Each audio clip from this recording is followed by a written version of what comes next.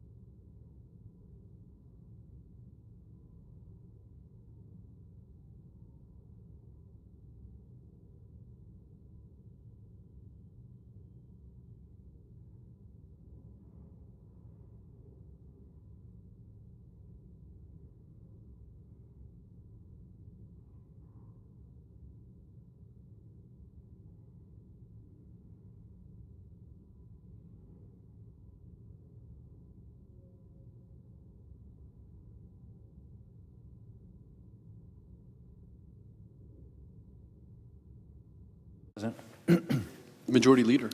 Mr. President, Senate quorum call. We are not. Mr. President, we are just 14 hours away from a government shutdown. The House has passed a clean, nonpartisan, continuing resolution to fund the government until November the 21st. The President is ready to sign it. But Senate Democrats, they're standing in the way. Mr. President, I quote, "In a vacuum, this CR would get almost every Democratic vote. It just would. This is a clean CR that has no partisan riders, extends a bunch of programs that are Democratic priorities. It's clean," end quote. Now, those last few lines aren't mine, Mr. President, and they're not a quote from some other Republican. They're a quote from a mainstream journalist who is acknowledging what everyone knows, and that is Republicans have offered up a clean, nonpartisan funding extension, the same kind of extension Democrats have repeatedly supported in the past, and Democrats are blocking it for their own partisan purposes. Mr. President, it's right here. That's what it is. This is a partisan CR, 24 pages to keep the government open until November the 21st, at which time the Democrats will have almost same leverage they have right now. I mean, hopefully by then we'll have passed more appropriations bills. I'd like it if we pass all of them. But I think it's reasonable to expect we won't have them all through conference and right a place on the President's desk, so they will have another funding cliff they can take advantage of come November the 21st. This is ready to pass right now. This keeps the government open. This funds the government and protects federal workers and the American people from the hostage-taking that has become, evidently, now the Democrat norm, even though it's something they decried not that many years ago. It's right here, Mr. President. It's in front of us, right here. We can pass this today. Pass it right now. All we have to do, get support from the Democrats. House has passed it. This is the House passed bill. We take it up in the Senate, pass it, send it to the President. President signs it into law, and the government stays funded. Pretty straightforward, right? And it's something that was done many, many times in the past, as I mentioned, by Democrats when they had the majority. Now, Mr. President, this right here is a chart I mentioned 13 times. So when the Democrats were in the majority around here, 13 different occasions, we passed short-term continuing resolutions, funding resolutions to keep the government funded. And as you can see, there were a lot of, interestingly enough, Republicans who voted to keep the government open when the Democrats had the majority. 13 separate occasions. You look at the numbers there, the lowest number on any one of those is 65 votes. All we need today in the Senate, in order for us to keep the government open, is to get 8 Democrats to vote with Republicans. That's all it takes. That's all it takes, 8 of them. Doesn't have to be all of them. I mean, I understand the reason, in many cases, the Democrats don't want to go down this path now, has nothing to do with the substance of this. I mean, again, look at this. They're on to argue about the substance of a continuing resolution that funds the government for 7 weeks, at which time they'll have similar leverage. It doesn't have anything to do with that. It has everything to do with politics. Because when this happened, there was a Democrat president in the White House. Now there's a Republican president, President Trump. That's what this is about. It's about partisan politics. Now, there's another chart, which I will show you here, which I think points out, too, the hypocrisy of the Democrats. This is the percentage of Democrat senators who supported Biden-era CRAs. Look at that, 100%. 100%. There was two of them was 98%, so they must have lost 1 or 2 on their side on a couple different occasions. But 13 times, when they had the majority, almost all of them, without exception, voted to fund the government. Because that's kind of simply what we do. We try to avoid government shutdowns, because they tend to be disruptive, and everybody knows that. In fact, you can go through a long list of quotes, and I'll just give you a few, give you a frame of reference. In 2023, the Democrat leader called a shutdown, and I quote, avoidable, irresponsible, and deeply damaging, end quote. And noted that a shutdown would cause, and I quote again, disruptions for millions of New Yorkers to services they rely on, while thousands of federal workers could be furloughed, end quote. In 2019, during the midst of a government shutdown, the senior Democrat senator from Hawaii stated, and I quote, while rich people are protected, this shutdown leaves the people who are most vulnerable to fend for themselves, end quote. In 2023, the senior Democrat from Massachusetts, who has been one of the biggest voices in support of a shutdown this time around, had this to say, and I quote, okay, so let's start with how much pain a government shutdown is going to cause us right here in Massachusetts. We have about 25,000 federal workers in Massachusetts. These are public servants, just trying to do their jobs, trying to help people.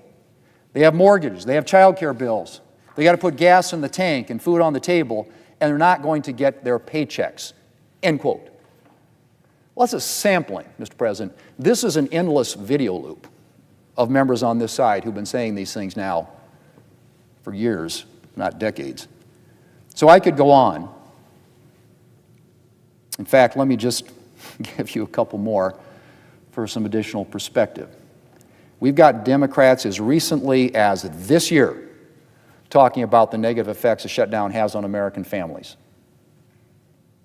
And now, Democrats are so committed to shutting down the government, they're rejecting a clean, nonpartisan, short-term funding extension, the very same kind of extension that, as I mentioned, they supported 13 times during the Biden administration. So what's changed, Mr. President? I think we all know. It's not that the problems with the shutdown have changed. All those quotes that they said, I assume maybe they still believe them. It's that the Democrats' far-left base and far-left senators have demanded a showdown with the president. And the Democrat leaders have bowed to their demands. And apparently, the American people just have to suffer the consequences. Now, Mr. President, when I took office as Majority Leader, I made it clear my commitment to regular order, in particular to a bipartisan appropriations process. And I've delivered on that. We've passed 3 of the fiscal year 2026 appropriations bills with strong bipartisan margins here in the Senate, and I am eager to get back to bipartisan appropriations work. And that's why Republicans have put forward a clean, nonpartisan, short-term funding resolution to keep the government open, to enable us to finish that appropriations work. We wanted a completely non-controversial bill so that no one would be inclined to vote against it, and so that we could get back to funding the government the way it should be funded, not through endless CRs, but through thoughtful, considered, year-long appropriations bills. But, Mr. President, the Democrats just can't take yes for an answer. They're rejecting a bipartisan process and attempted to take government funding hostage. And I had hoped that yesterday's White House meeting might mean that Democrats are starting to rethink their plans to shut down the government. But it seems that their leadership, at least, is full speed ahead. Republicans, Mr. President, House, Senate, and White House are united in our commitment to fund the government through a clean, nonpartisan funding resolution, and then to get back to the business of bipartisan appropriations. And so Democrats have a choice to make. They can shut down the government and subject the American people to all the problems that come with the shutdown, many of which, as I said, they've enumerated in the countless quotes they've made in the past. Or they can join Republicans to pass a clean, nonpartisan, short-term funding bill and keep the government's lights on. For the sake of the American people, Mr. President, I really hope they choose the latter. Mr. President, I yield the floor.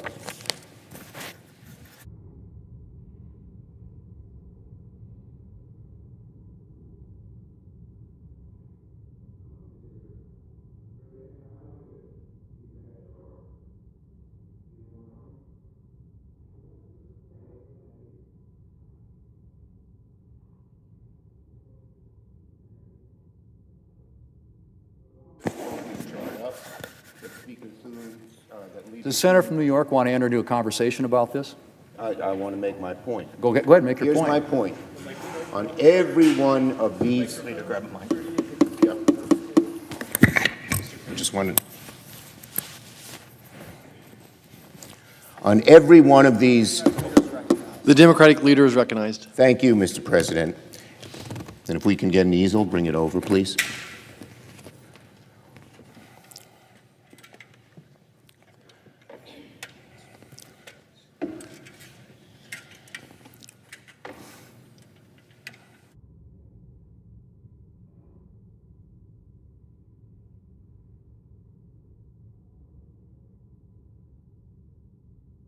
Thank the leader for letting me borrow his chart for a minute.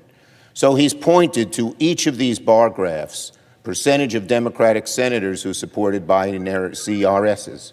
Yes, that's true. Guess why? In each case, Democrats negotiated with Republicans and said, let's have a bipartisan bill. The leader says it's a clean bill. It's a partisan bill. Not once where Democrats asked for what input should be in the bill. We were not told about it, we were not asked about it, etc. Nor did Speaker Johnson talk to Hakeem Jeffries. You cannot pass legislation in the Senate when it comes to appropriations unless it is bipartisan. So the leader will say it's clean. No, it's not clean because there was no discussion. Every one of these times I went to the Republican leader and said, what do you need, what do you want? And in many cases, we had to significantly change the bill. One of our bills had aid to Ukraine.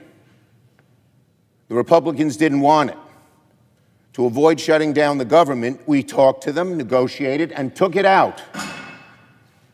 But not once was there any bipartisan discussion or talk on this bill.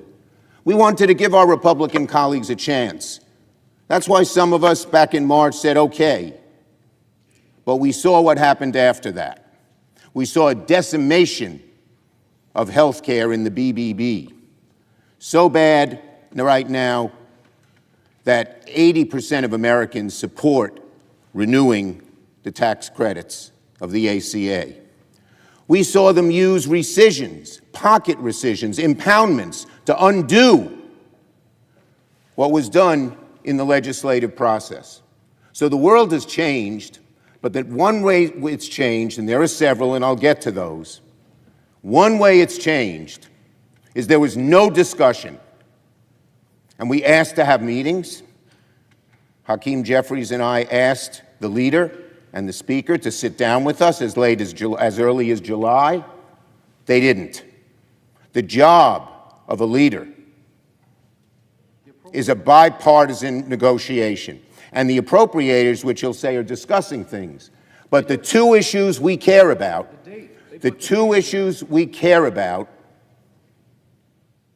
extending the ACA credits, broadly popular with the American people, so they don't want to talk about it, they want to change the subject, and ending these rescissions and impoundments, which would undo what we would do.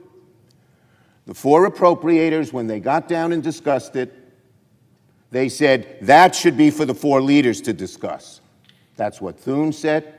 That's what Cole said, the Republican head of appropriations in the House. That's what Collins said. That's what Murray said. That's what DeLauro said. They did not discuss it with us at all. So to say the appropriations process is working is wrong.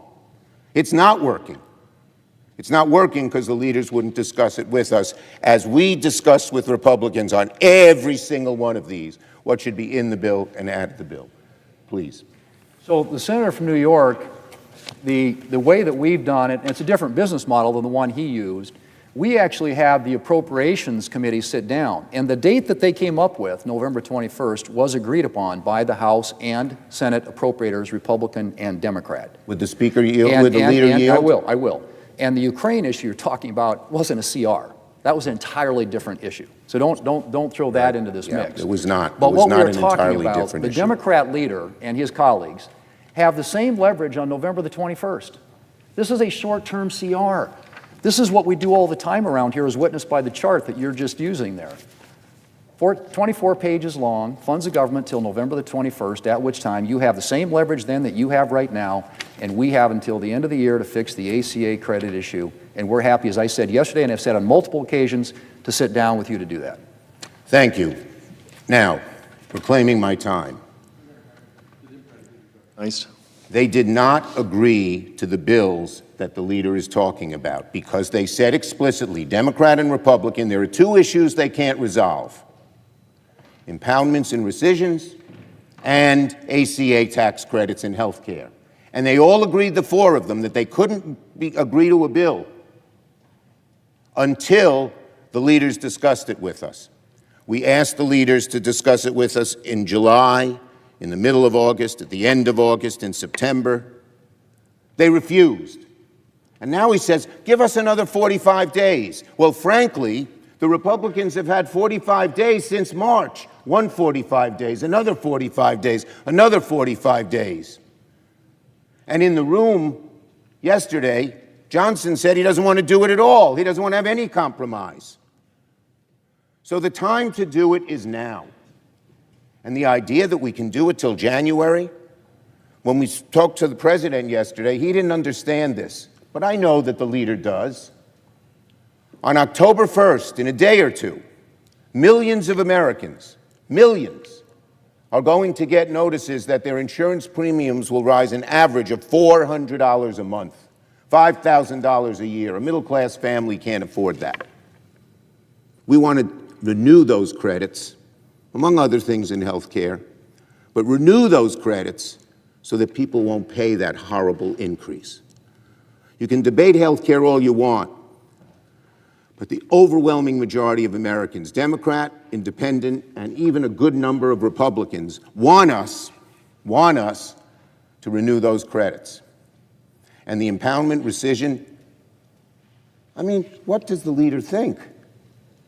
That we should go along, come to an agreement, and then let them undo it unilaterally as they've done once and now have asked to do it more? No way. That's not how you deal with this, and we never had another president who did it. So I repeat, I love this chart.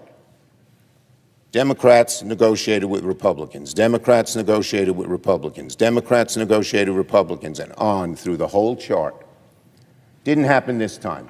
Leader Thune did not come once to me and say, is this bill acceptable? What do you want in the bill? So they call it clean. We call it extremely partisan. Not one discussion, House or Senate, between the two leaders. That is not how you negotiate. And that is not how you pass appropriation bills. And the Appropriations Committee is stalled by their own admission because the leader will not come and talk to us about it. Now, let me make a few other points. Republicans are heading us into a shutdown. We stand at the precipice of a government shutdown because Republicans are not serious about keeping the government open. If you want one glaring instance of that, Speaker Johnson sent his people home. They're home right now, even though the government will conclude at midnight. There's only one conclusion you can draw when the Speaker sends the House home, that he wants a shutdown. He doesn't want to negotiate.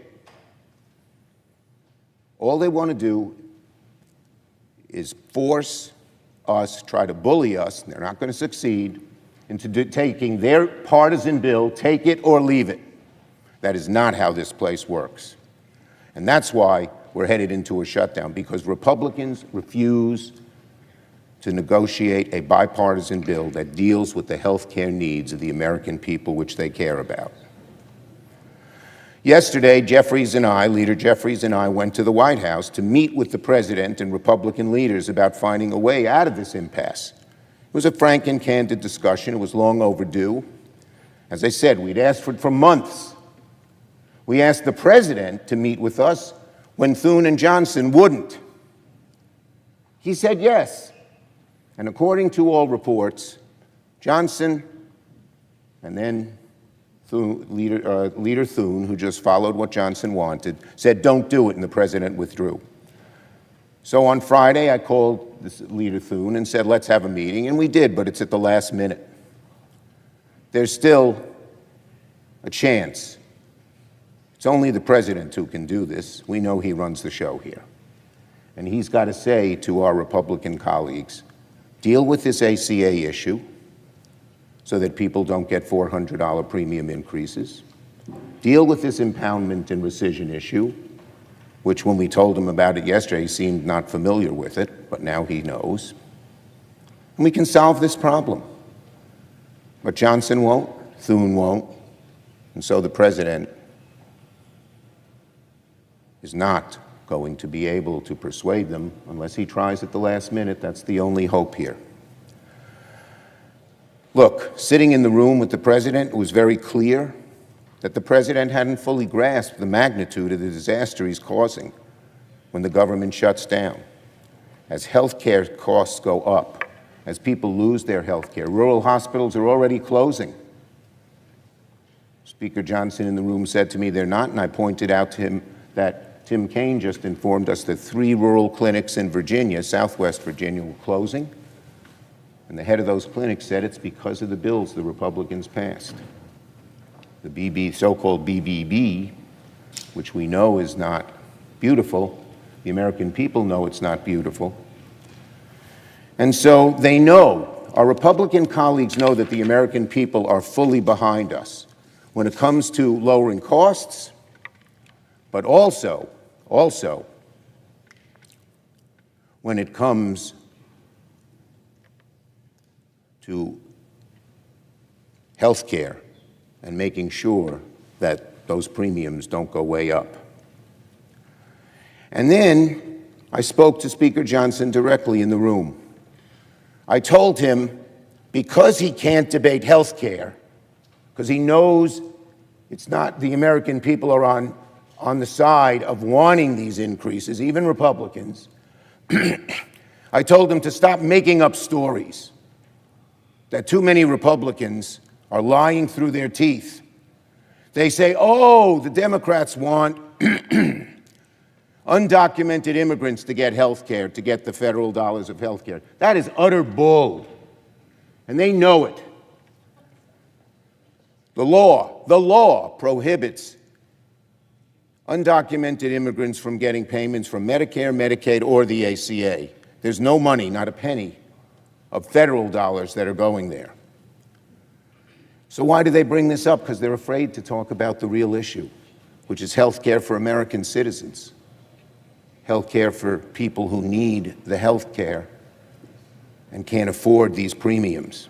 Let me say it again. Undocumented immigrants cannot receive premium tax credits by law. So they should stop these lies and address the real issue, which of course they're afraid to do. A standard Republican MO. A standard Republican MO is to make something else up because the American people are on our side. Now, this week, here's what House Republicans sent out guidance to their members. They said, quote, not to make the message about health care because Republicans lose that argument. They're right. Their position is callous, malicious, unpopular. So they're not only refusing to talk about health care, but apparently when they do, it's only to spread misinformation, to spread lies. I said this to Speaker Johnson in the Oval Office yesterday. I told him it was total bull, I think that's the word I used, to say that we want undocumented immigrants to get federal benefits, that it can't happen by law, and nothing we've proposed in our bill changes that. He sort of smirked, that's it, because he knows the truth. He knows the truth. And they're lying to the American people, these Republicans who use this, because they know how unpopular their position is. Kaiser Family Foundation poll, 75% of Americans support extending the ACA premium tax credit, including 63% of Republicans. Republicans have chosen the losing side of the health care debate because they're trying to take away people's health care. They're going to let people's premiums rise. And this idea that we can do this at January, no. The notices go out October 1st as to how much increase people will get in 29 states, and they only have a short time. long before January to decide, are they going to drop their health care because they can't afford it? Are they going to take a lesser plan where they pay more through deductibles and co-payments? Or are they going to keep that plan and cut back on buying a car, going on a vacation, or worse? Republicans have simply put, folks, the Republicans have chosen the losing side of the health care debate. Losing side. And in the White House meeting yesterday, Speaker Johnson made it perfectly clear he didn't care if people's premiums should go up, because his conference is against it. And so again, the House isn't even set to come back until October 7th. You tell me which side is actively manufacturing a shutdown. Why did the House do that? Because they wanted to negotiate? I don't think so. They wanted to jam it through, but they're not going to be able to. Yesterday, during a House Republican conference, Representative Lisa McClain made it explicit. She said, don't talk about health care to her Republican colleagues. They don't want to talk about it, so they make these other things up, facts out of thin air. So the Republicans have until midnight tonight to get serious with us about solving this crisis and keep the government open. But right now, they're not even talking to us seriously. They're sort of in la-la land. And then on another issue, related. Yesterday, the president posted an offensive deepfake AI video of Leader Jeffries and me with sombreros, fake music, impersonating my voice through AI, it wasn't me, talking even more lies about health care and immigration.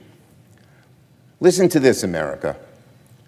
Hours away from a shutdown, which we don't want, the American people don't want, the president is busy trolling away on the internet like a 10-year-old. And that's exactly why Americans are going to blame him if the government shuts down. That's another proof point as to who is to blame. His video, Johnson going away, and adjourning the House till next week. We have less than a day to figure this out, and Donald Trump is busy tweeting deep fakes. It's not like he's in touch with reality, he's in a bubble. He doesn't understand that if the government shuts down, people's health care premiums will go up. When we told him about it, Hakeem and I, yesterday, by his body language, he seemed not even to be aware of it, of the ramifications. If the president was smart, he'd move heaven and earth to fix this health care crisis right away. Because Americans are going to hold him responsible when they start paying $400, $500, $4,600 more a month on health care. So we have less than a day. If there was ever a moment for Donald Trump and Republicans to get serious about health care, it's now.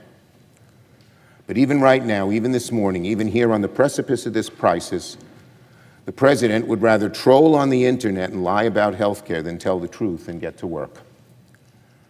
So that's why the polls are abundantly clear that Americans will hold Donald Trump and Republicans responsible if the government shuts down.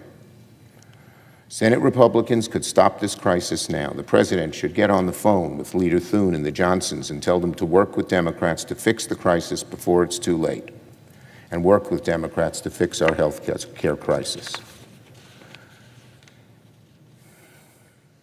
Let me just say once again, we tried over and over and over again to meet with the Republican leadership. They said no. The appropriators said they couldn't resolve the issues until the leaders met. So we asked the leaders to meet again, and they said no, because they didn't want to negotiate. They wanted it their way or no way. Their way or no way. That's not how the Senate works. If Republicans cause a shutdown, they'll probably keep lying and distracting because they know we're on the side of the American, Democrats are on the side of the American people. But we will continue to focus on health care, and the American people will be completely on our side. Yield the floor.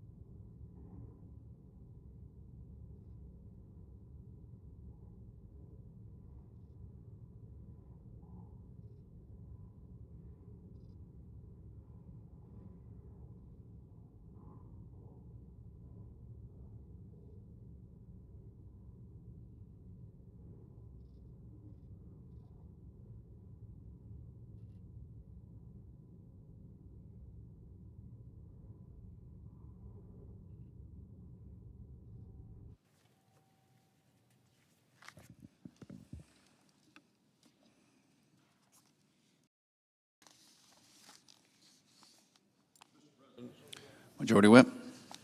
Mr. President, we just heard the minority leader come to the floor of the Senate, once again refusing to admit it's the Democrats who are driving America into a shutdown. Let me remind everyone what Senator Schumer himself said in 2013. That was when the government faced another government shutdown. This is his quote. He said, "What if I persuaded my caucus to say I'm going to shut down the government unless I get my way?" He said, "It's a politics of idiocy." His words, "A shutdown is idiocy." They're his words, not mine. So today, Republicans are committed to keeping the government open. And we're going to vote to do that again today. The House has already passed a clean continuing resolution, bipartisan votes, and it keeps the government open and functioning for the next 7 weeks. It allows Republicans and Democrats on the Appropriations Committee to continue their bipartisan work on a full year of funding for our nation. This is where senators from both parties have a very important part to play. Now, the continuing resolution is now in the Senate. Senate Republicans support it. Senate Democrats should join us and vote yes to keep the government open, because if not, the government shuts down at midnight tonight. Now, Democrats had no problem voting for 13 clean continuing resolutions, just like the one that we have here today, and they did that when Joe Biden was president. Now they refuse to do what they did 13 times for Joe Biden. Instead, they're demanding a ransom. Senator Schumer has come to the Senate with a ransom note, $1 trillion he's asking, and just to keep the government open for 4 short weeks. This proposal is a far left wish list. And the Democrats in this body know that they are responding to the demands of the far left radical wing of their party. Radical, extreme, dangerous, scary. People who want to take this country far, far to the left and are happy to see a government shutdown. They are demanding a government shutdown by the Democrats in this body.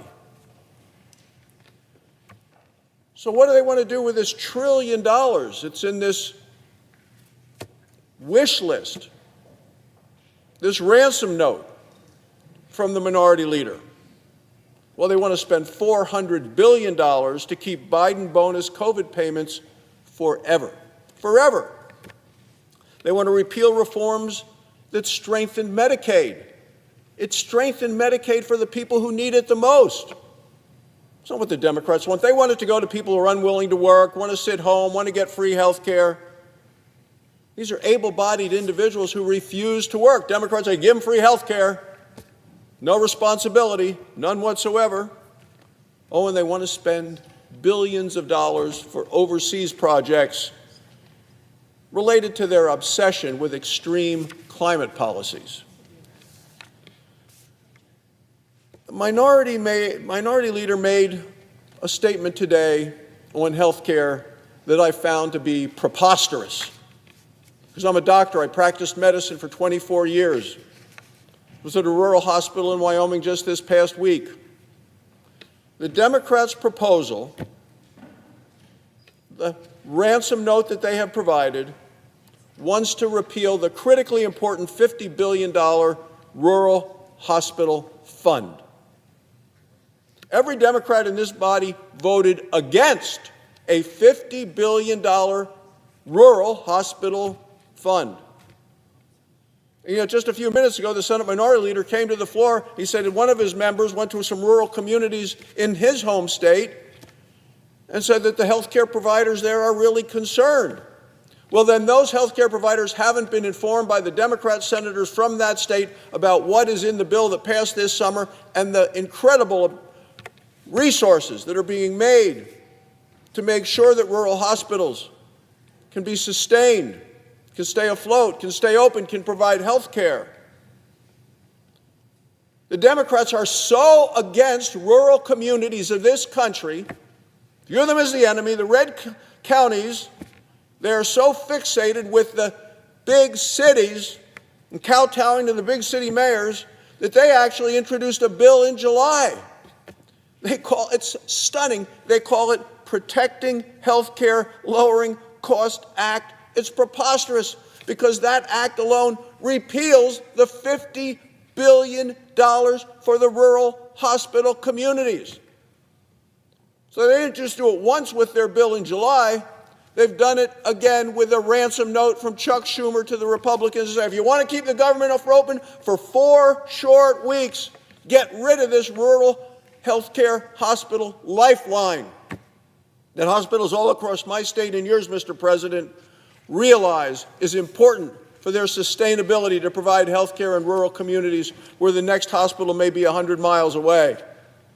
That's something foreign to the other side of the aisle, who ignore so often the rural communities in their own states, who can say they can ignore them, don't campaign there, don't go there, don't talk to those people. It's the big cities that sustain us, and we're going to actually punish the rural communities by stripping from a successful piece of legislation $50 billion set aside for rural health care in this country. What the Democrats are proposing is an outrageous shakedown. And that's why we're going to have a shutdown, because they refuse to keep the government open while we're working on bipartisan funding bills. Everything they're doing is focused on satisfying the most radical, extreme, dangerous, scary part of their party. In March, I believe Senator Schumer did the right thing. He voted with Republicans to keep the government open. And what happened? The far left immediately attacked him for doing the right thing. Nancy Pelosi said, I myself don't give anything away for nothing. She was even against him. AOC questioned why his would, quote, hand away our leverage for free. 18 of Democrats' own candidates who are running right now in open seats for the Senate in 2026. They were questioned by one of the newsletters in town. They all said they refused to say whether they're going to vote for him as the leader of the Democrat Party. So now, according to an Axios report from last week, what we've seen the minority leader do is he built a private war room, their quote, private war room with liberal groups to orchestrate a shutdown. So when I hear the minority leader come to the floor, say, oh, we don't want to do it. He's been orchestrating this, according to this news report, for months, orchestrating with his liberal private war room. He and his staff have been meeting with these groups every week for the past 2 months to plan the shutdown that begins tonight at midnight. Senator Schumer's doing exactly what he once called the politics of idiocy. He's threatening to shut down the government unless he gets everything that he wants. Well, Republicans are not going to pay the ransom, and the American people aren't going to pay the ransom. We're not going to sell out our nation's service members, our law enforcement officers, our seniors, our air traffic controllers. Let me remind everyone who pays the price for a Schumer shutdown. The American Legion warns of a shutdown that will, quote, directly affect the lives of veterans and their families. They'll pay a price for the Schumer shutdown. Vietnam Veterans of America has put it plainly, quote, for veterans, a shutdown is an immediate disruption of care, support, and progress on life-saving initiatives. They'll pay a price for the Schumer shutdown. The National Fraternal Order of Police says a shutdown, quote, will cause major disruptions for programs that fund public safety efforts in our communities. They'll pay a price for the Schumer shutdown. The National Association of Police Organizations adds, federal law enforcement officers who are working to protect our cities and communities from violent crime, drugs, and guns will be putting their lives on the line without getting paid. They'll pay a price for the Schumer shutdown. The Association of Mature American Citizens warns that seniors on fixed incomes will face, quote, backlogs and service disruptions. They'll pay a price for the Schumer shutdown. The National Cattlemen's Beef Association says farmers and ranchers will lose, quote, predictability and stability as harvest season begins. They'll pay a price for the Schumer shutdown. The National Grocers Association warns that vital programs feeding low-income families and children will run out of money. This is the reality, Mr. President, of a Schumer shutdown. Here's the bottom line. Republicans are fighting for veterans, for service members, for law enforcement, for Border Patrol agents, for senior citizens, and for rural hospitals. Democrats are willing to shut down the government for illegal immigrants, climate extremism, and wasteful Washington spending. 12 years ago, Senator Schumer decried the politics of idiocy. Democrats shut down the government at midnight tonight. The idiocy will be theirs. The House has done its job. It passed a continuing resolution to fund the government. President Trump is ready to sign it. It's time today for the Senate to pass it. The American people are watching, and I urge my Democrat colleagues to join with us. Tear up the ransom note. Keep the government open. Otherwise, Democrats will own the Schumer shutdown. Mr. President, the American people will suffer the costs and the consequences. Thank you, Mr. President. I yield the floor. Senator from Arkansas. Well, here we are again. Republicans merely want to fund the government for 7 weeks. The House of Representatives passed a simple bill with no partisan tricks or poison pills. Yet for the second time this year, the second time in barely 6 months, we again find ourselves on the cusp of a Schumer shutdown. Now, I'm not here to remind you that Senator Schumer came to the Senate in 1999, and since then he supported and voted in favor of a continuing resolution to keep the government open more than 56 times. I'm also not here to remind you that when Senator Schumer was in charge last year, Democrats had 224 days to bring 11 bipartisan spending bills to this Senate floor. And even though 6 of these bills were passed out of committee unanimously, and the other 5 with overwhelming bipartisan support, then Majority Leader Schumer failed to bring a single one of those bills to the floor. Not one. I'm also not here to tell you about the impact the Schumer shutdown would have on our national security, on our economy, and on the American people and their families.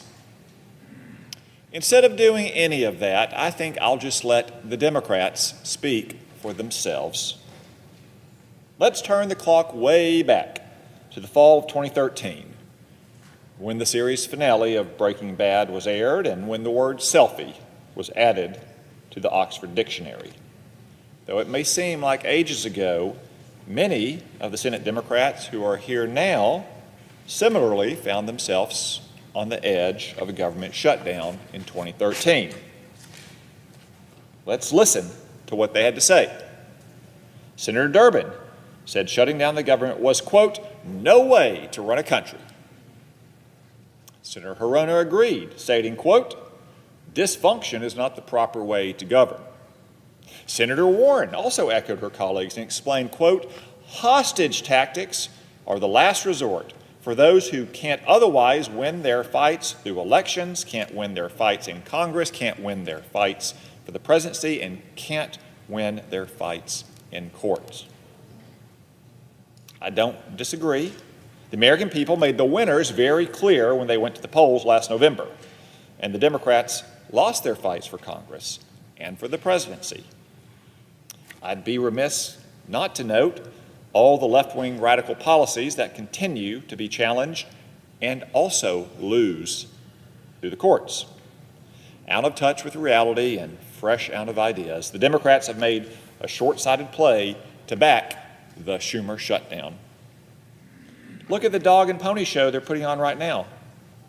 The Democrats are attempting to extort a laundry list of what President Trump has rightly called, quote, unserious and ridiculous demands. These demands include restoring taxpayer-funded health care for illegal aliens, wiping out a $50 billion rural hospital support fund, and sending your tax dollars overseas for climate initiatives. In short, Democrats want to add $1.4 trillion in new spending to pay for the partisan pet projects that were soundly rejected by the American people last November. Radical Democrats refuse to be reasonable and negotiate in good faith. This reinforces a point that Senator Jack Reed made back in 2013 when he said, quote, "Forcing the government to shut down for reasons the vast majority of Americans disagree with is a terrible signal and could create undue hardships for families and businesses." This statement is as true now as it was then. Democrats who support the Schumer shutdown are voting to withhold the paychecks of air traffic controllers, our troops, federal custodial staff, and countless other hardworking Americans. As Senator Sanders put it in 2013, quote, "Shutting the government down will disrupt the economy and cost us jobs." Senator Schatz added, quote, "Every moment that the government remains closed endangers our economy and American families across the country." Bottom line, the Democrats have acknowledged that a shutdown is not some political stunt. As they said, a government shutdown can threaten national security by, for example, disrupting military training and recruiting, disrupting ongoing work to modernize our nuclear forces, and creating uncertainty in our defense supply chains. That's hardly a model of peace through strength that Americans have demanded of their elected officials. But rather than listen to the American people, Senator Schumer and the Democrats make their own absurd demands. To make matters worse, the Democrats are conflating the budget process with policymaking, an approach that they have long condemned. Senator Murphy perhaps put it best in 2013 when he said, quote, "There is a time and place to debate health care, just like there's a time and place to debate energy policy and immigration and education, but not when the funding of the federal government and all the lives are impacted by it hang in the balance." Senator Murphy in 2013, there's a time and place to debate health care, not when the funding of the federal government hangs in the balance. Enough is enough. Again, in 2013, more than a decade ago, Senator Klobuchar called for an end to the, quote, "political gamesmanship." Likewise, Senator Blumenthal pledged to, quote, "do everything possible to work with my colleagues to make sure budget brinksmanship and political gamesmanship are halted." Yet solely because of the Democrats, here we are. The political gamesmanship and the budget brinksmanship are still going on. So let me state clearly, a Schumer shutdown will be carried out at the expense and on the dime of the American people. Remember, it wasn't happenstance that the American people threw radical Democrats out of the Oval Office and congressional leadership last fall. So don't be fooled. The Schumer shutdown is a last-ditch effort to save face after spending years pushing disastrous policies that led to rising costs and skyrocketing crime. Let me leave you with one last quote from 2013. "Don't hold the American people hostage simply because you're so sure you're right and everyone else is wrong." Any guess who said that one? You got it. Senator Shutdown Schumer. And because he has decided to move forward with this Schumer shutdown and has refused to take his own advice, unfortunately, the American people will be left paying the price. Mr. President, I yield the floor.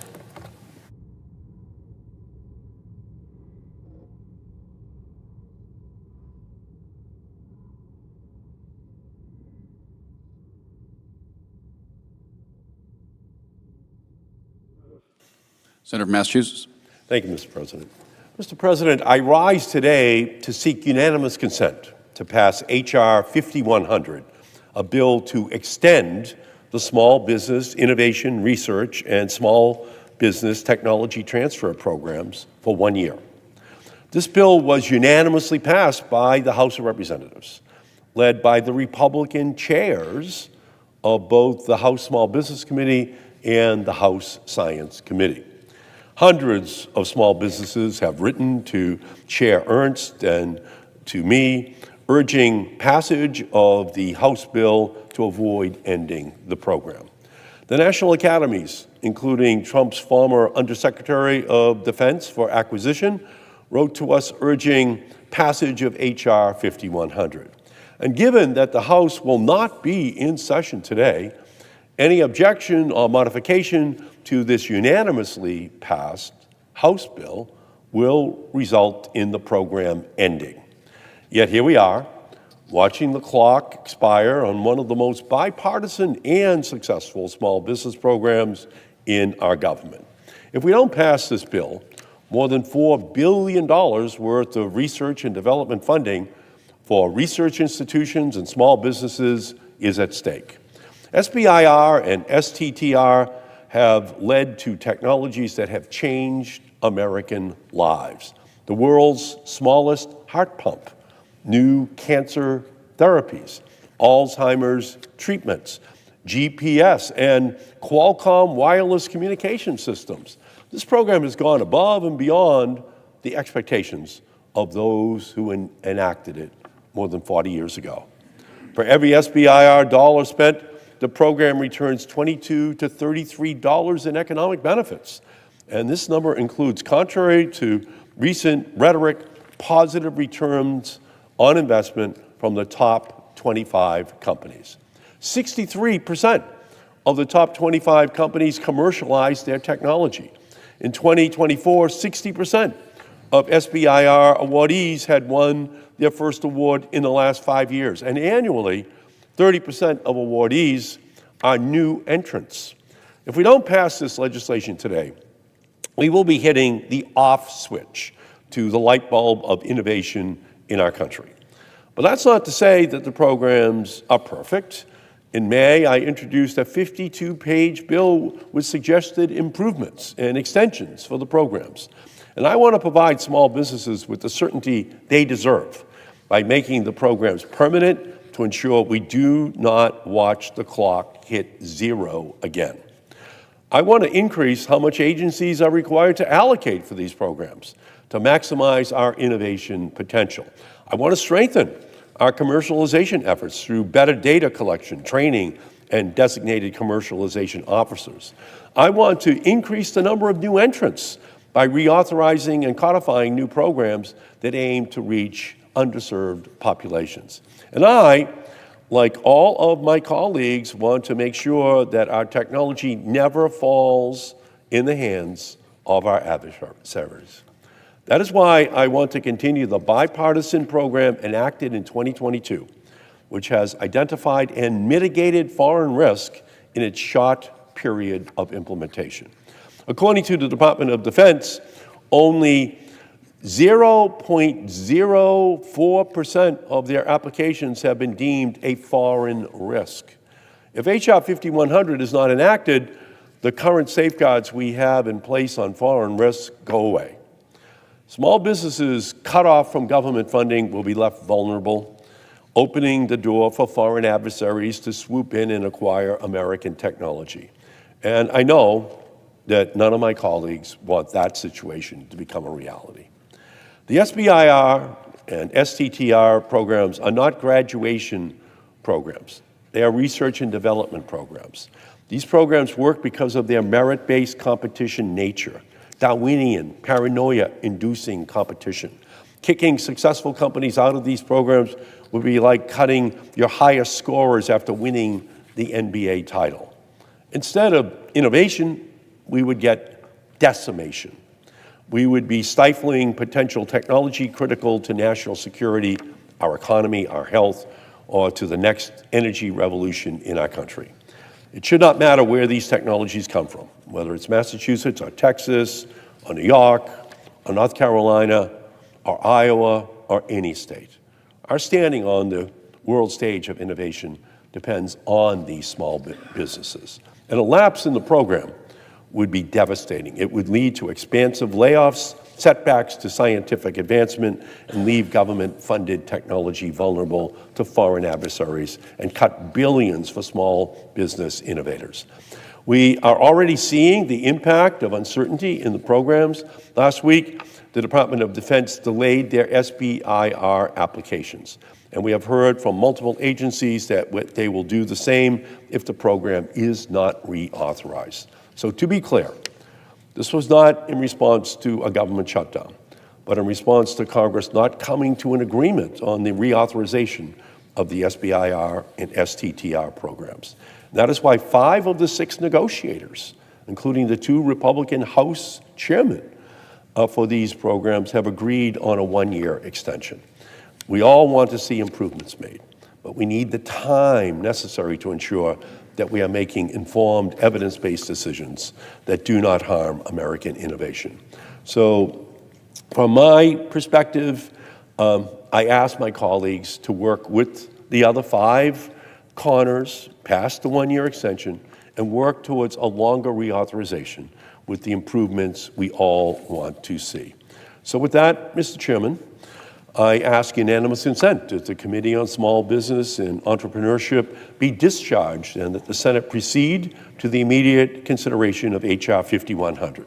Further, I ask the bill be considered read a 3rd time and passed, and that the motion to reconsider be considered and made and be laid upon the table. Is there objection? Reserving the right to object. Senator from Iowa. Mr. President, reserving the right to object, the status quo will not work. I cannot continue to let China win, allow waste to run rampant, or fail our warfighters. When it comes to foreign influence in the SBIR, STTR programs, the fox is in the henhouse, and my colleague wants to shut the door and check back in a year. America's seed fund is in trouble.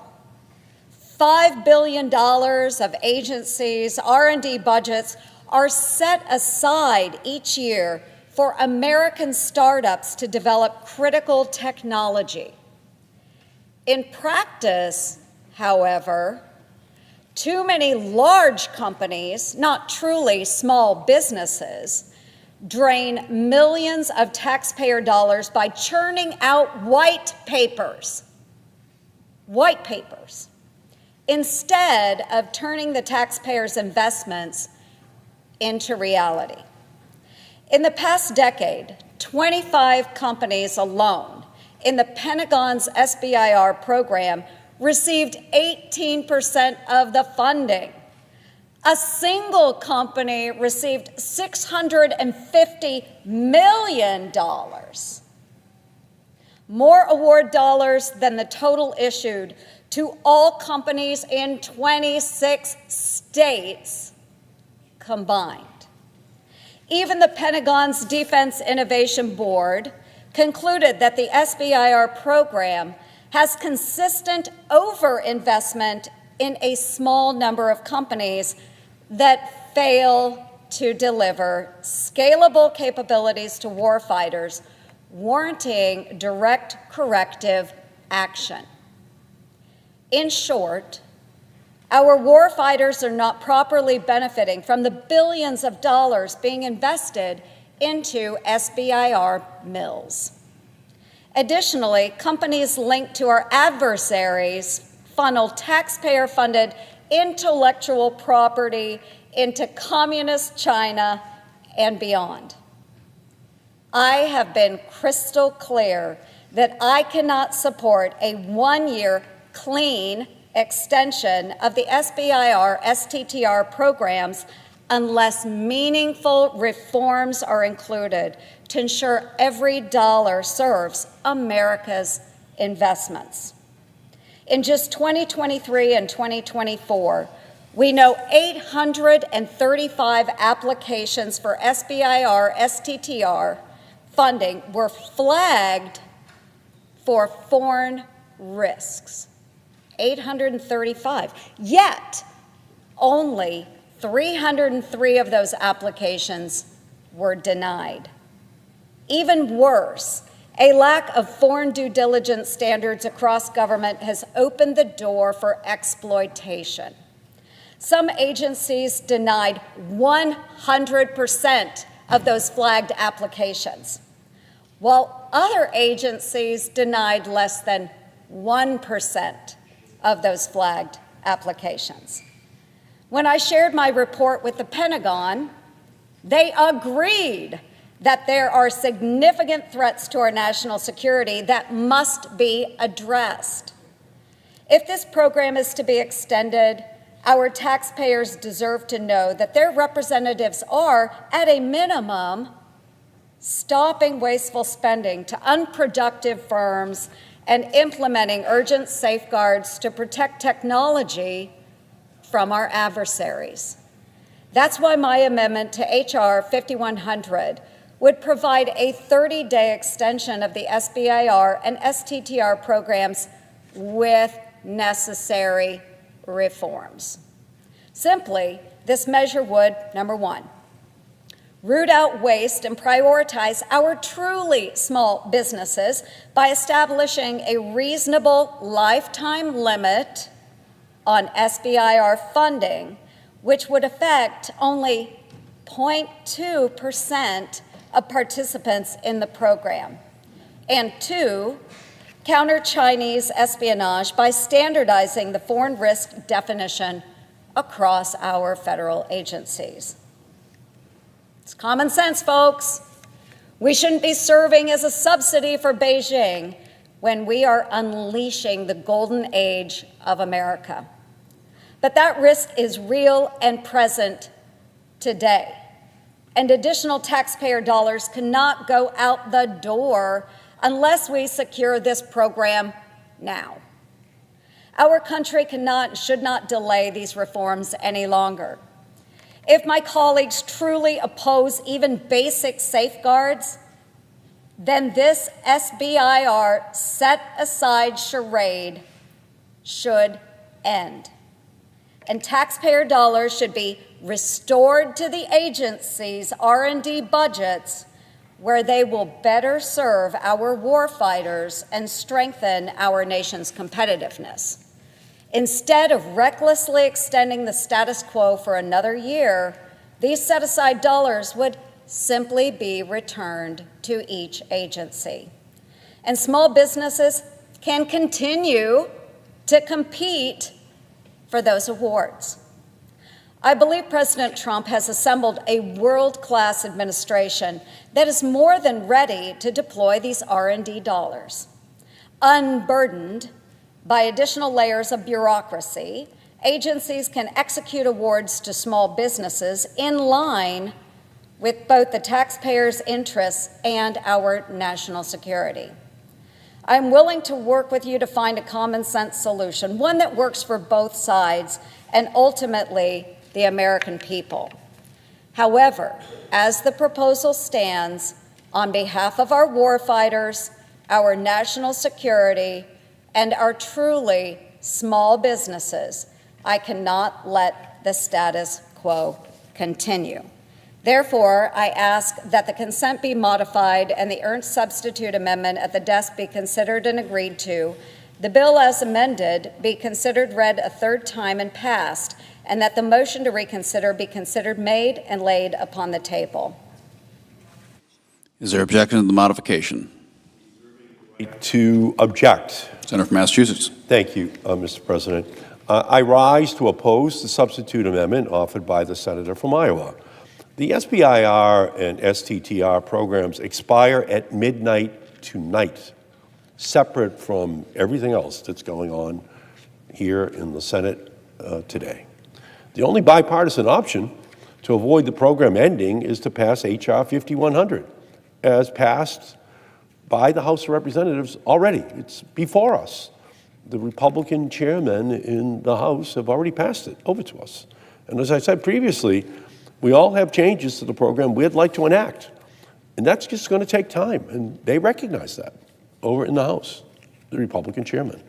We should extend these programs which we should do on a bipartisan basis while continuing to work on a bipartisan basis to address the senator from Iowa's concerns, along with other reforms that other senators and House members would like to make. So I object to this amendment because it guarantees a lapse and because it would, one, punish successful, innovative small businesses, two, force small businesses to avoid pursuing the riskier, more cutting-edge ideas that keep American innovation at the forefront. It's the small companies that do the innovation. Big companies buy that innovation from small companies, but it's the small companies that do the innovation in our country. And prevent agencies, number three, from being able to fund technology that aids their mission if that technology comes from a successful small business. The so-called waiver included in the amendment would only result in party politics as opposed to merit-based competition. And finally, the wide-sweeping foreign due diligence changes would require agencies to forego the flexibility to determine their own risk tolerance. It would also leave the door open for agencies to deny applications on any grounds they see fit, even if it's not in statute or regulations. And to top it off, this proposal aims to dismantle the entire SBIR and STTR programs while only extending authorization for 1 month. Now is not the time to play games with small businesses and American innovation. We must make sure we do not hand over our crown jewel, American small businesses, and decades of American innovation to our foreign adversaries by allowing this program to end. So I ask my colleagues from here, I ask my colleague from Iowa to join me and the Republican chairs of both the House and Senate, the House Small Business and Science Committees, to pass the overwhelmingly supported extension for 1 year on a bipartisan basis so we can work out the differences. We should not allow this program to end. We never cap what big businesses can get from the federal government. Their tax benefits are permanent. Their ability to go to the Defense Department or other agencies with big contracts, that's never capped. And we should not be capping small businesses. So that's why we need to have the discussion, because it's critical that this program continue tomorrow. And so with that, I object. The objection for modification is heard. Is there objection to the original request? Mr. President, reserving the right to object. Senator from Iowa. Our nation cannot afford to extend another flawed program that fails to meet the innovation challenges of the 21st century. With China at our heels and wasted taxpayer dollars being funneled out the door, it's clear the status quo does not work or serve our truly small businesses. The moment for action is now, but my colleague wants to shut the door on that and continue with more of the same for another year. I'll keep working to safeguard SBIR-funded technologies from our adversaries and ensure we invest in the best and brightest small businesses so America maintains our technological advantage. However, continuing the status quo is not a solution I can support. Without my amendment, on behalf of our warfighters, our national security, and our hard-working taxpayers, therefore, I object.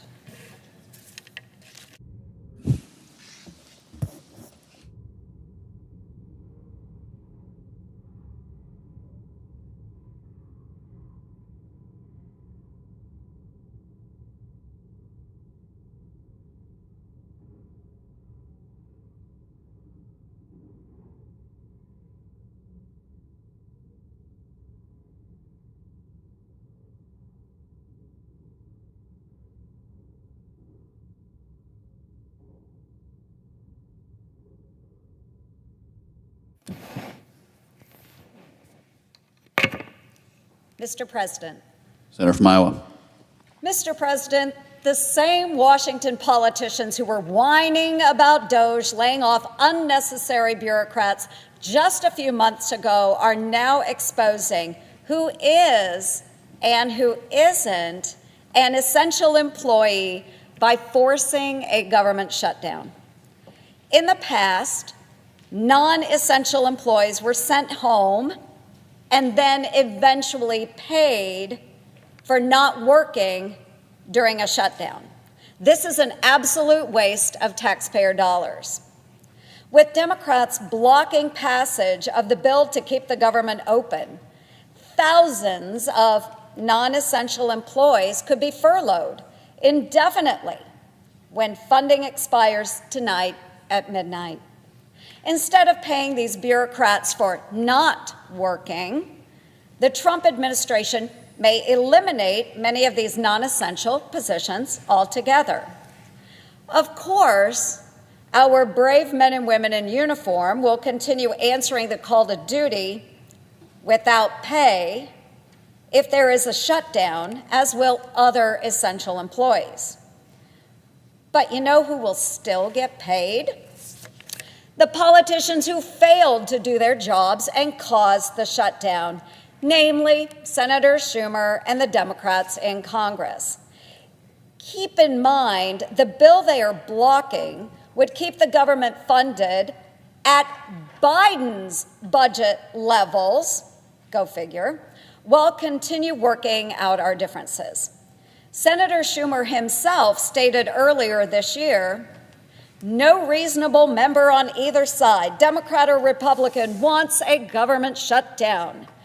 Both sides recognize that a government shutdown would mean crushing delays to veterans programs, nutrition programs for women, infants, and children, delayed benefits for our military, and so much more.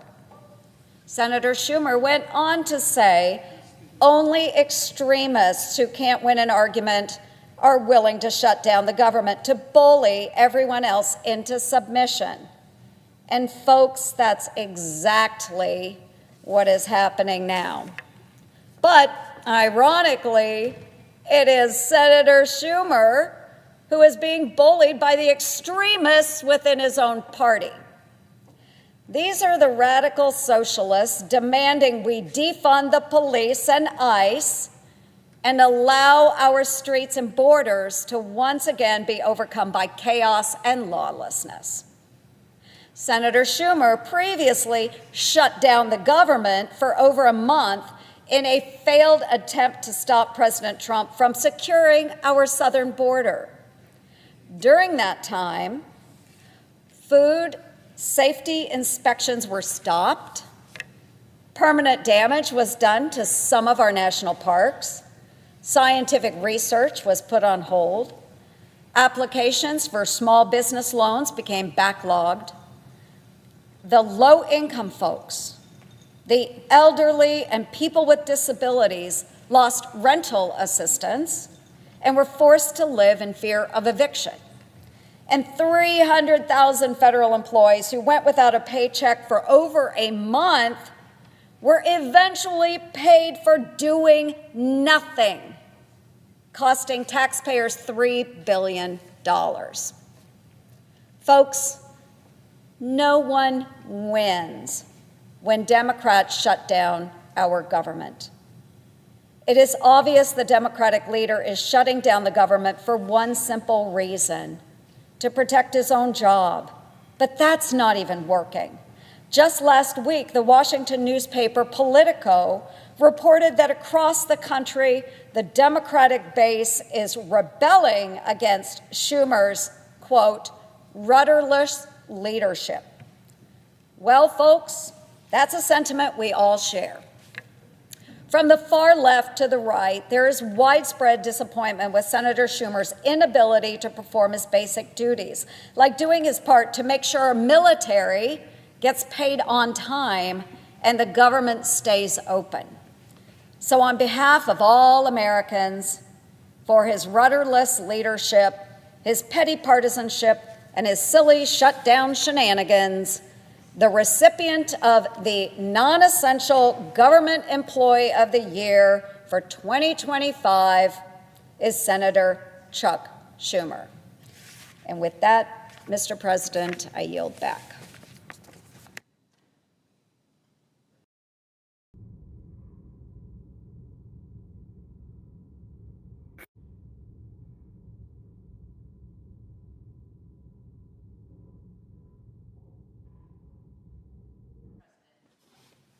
Senator from Nevada. Thank you, Mr. President. For the residents of Southern Nevada and so many others, October 1st is no ordinary day. On October 1st, 2017, my hometown of Las Vegas was struck by an unimaginable tragedy that forever changed our communities. We experienced an attack on a scale far worse than anyone could ever have imagined, a devastating tragedy that ripped families apart, destroyed lives. You know, during any given weekend, the Las Vegas Strip is buzzing with tourists and visitors from around the world, and that was the case on October 1st, 2017. That night, tens of thousands of people came to Las Vegas to attend the Route 91 Harvest Music Festival. Enjoy a fun night out with friends and good music. The weather's beautiful. But in just 10 minutes, their lives in our entire state would be changed forever. 10 minutes. 10 minutes is all it took for a gunman to open fire on an unsuspecting crowd, killing 58 innocent people, injuring thousands, and leaving a permanent scar on the hearts of everyone in our state and the hearts on the families and friends of the ones injured and killed. In the years since, we've lost 2 more individuals as a result of this tragedy, which remains the deadliest mass shooting in American history. So I want you to think about what that means. The families of the victims of that tragedy had their world shattered in just 10 minutes. 10 minutes that day that changed their lives forever. Families who now don't get to celebrate birthdays, anniversaries, holidays. Families, and I think this is one of the hardest things, they never got to say goodbye to the people that they love.